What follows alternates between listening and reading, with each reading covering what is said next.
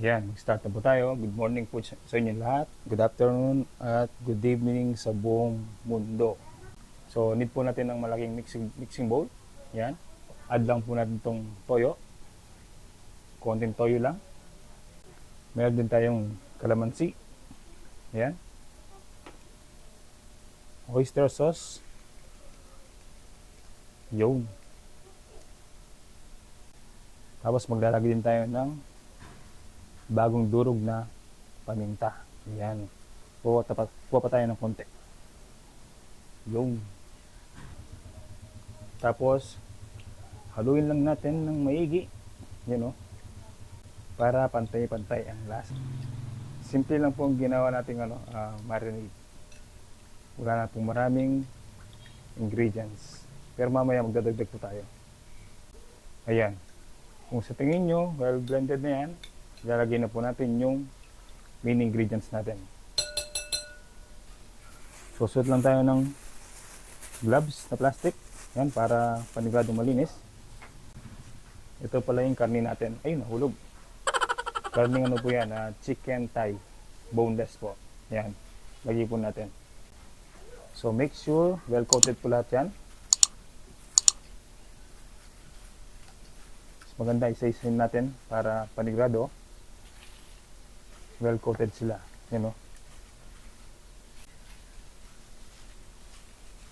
panigurado masarap yan kasi masarap yung marinade sauce natin, at the same time malasa po itong chicken thigh. Yan pa, panalo yan. Ito yung pinakalas. Ayan siya na po sa ingay, sa background. Yun. So gagawin lang natin, halu-haluin natin, massage natin para tanggap na tanggap yung lasa ng manok. Para mamaya, malasang-malasa po yan. So, tandaan nyo, ang ginamit ko lang ingredients dyan, 4 lang. Oyster sauce, soy sauce, kalamansi, at pamintang durog. Okay po? So, hintayin natin siyang mga 30 minutes. Ayan natin siya magpahinga muna ng 30 minutes, tapos balikan po natin mamaya. Huwag po natin kalimutan takpan para yung mga langaw hindi po sila dadapo. Sige po, balik po tayo. While waiting po, nag-follow po tayo ng tubig. Yan o, kumukulo na po. Iba-blanch muna natin itong ating broccoli. Ayan. So, gagawin natin yan. Lakasan natin yung apoy. Yun. Takpan natin ng 2 minutes. Balik po tayo mamaya. Balik po tayo after 2 minutes. Yan o. So, set aside muna natin itong mga broccoli. Yun. Ganda nitong strainer. So, makikita nyo yan sa link sa baba. Kung saan po mabibili. Okay po. Yan.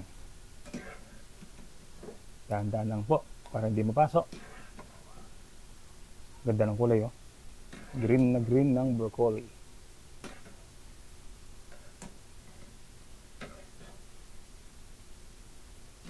Yung. Sunod naman natin i-blanch itong carrots. Ito naman mga 3 minutes natin i-blanch yan kasi medyo matigas po yan. Takpan po natin. Balikan mamaya. Balikan po natin itong carrots after 3 minutes. So yan, malamang half cook na yan. Hanguin na po natin siya.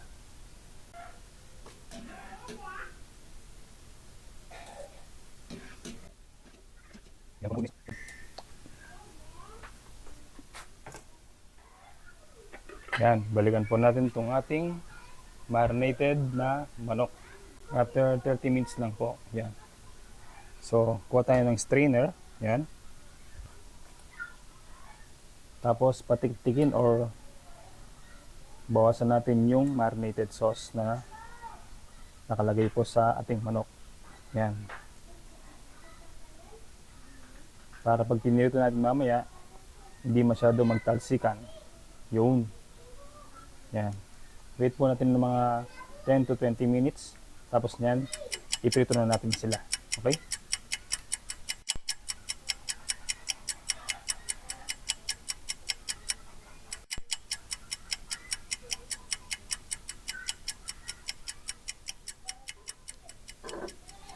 Yun. Mainit na po ang ating kawali at ang mantika. Mag-start na po tayong magprito. Ito yung ating piniritong, yung binarinade nating manok. So, in skin, side down po natin. Yun. Ganda ng hiwa, oh. Perfect na perfect yung pagka debone. By the way po, binili ko po yan sa fresh option. So, ano na po sila, naka-debone na po sila. Grabe, ang sarap ng amoy, oh. So, hintayin lang natin ma-brown yung other side. Tapos, balikan po natin mamaya.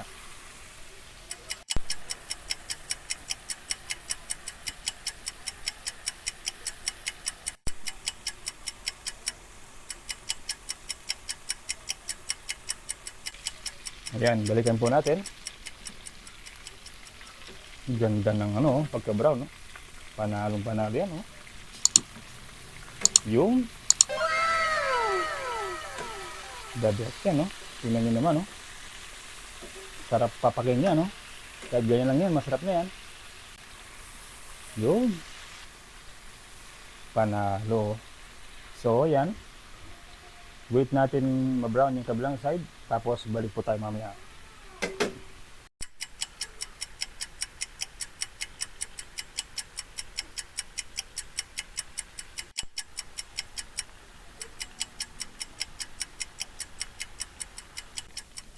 Balik po tayo. Check po natin. Yun, no? Panalo po yung kulay niya, oh. Sarap niya. Grabe, oh. So, gagawin na rin yan. Hanguin na natin.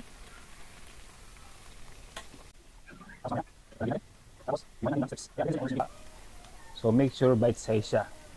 Yan. Tingnan niyo po, oh. Grabe, ang ganda, oh. Sarap niya, no? Tapos yan, huwag natin tapon yan. Diyan tayo manggigisa mamaya. Okay po. So, balik po tayo mamaya. Balik po tayo. Yan, oh. Medyo mainit na po yung ating mantika. So, mag-start na po tayong gisa. Yan, gigisa po natin itong bawang. So, sa bawang, gaya po yung dati, i-brown po natin siya ng konti. Para medyo garlicky lagi ang ating mga ulam. Yan, no? Itong medyo nasunog-sunog po sa pan, deglaze po natin mamaya yan.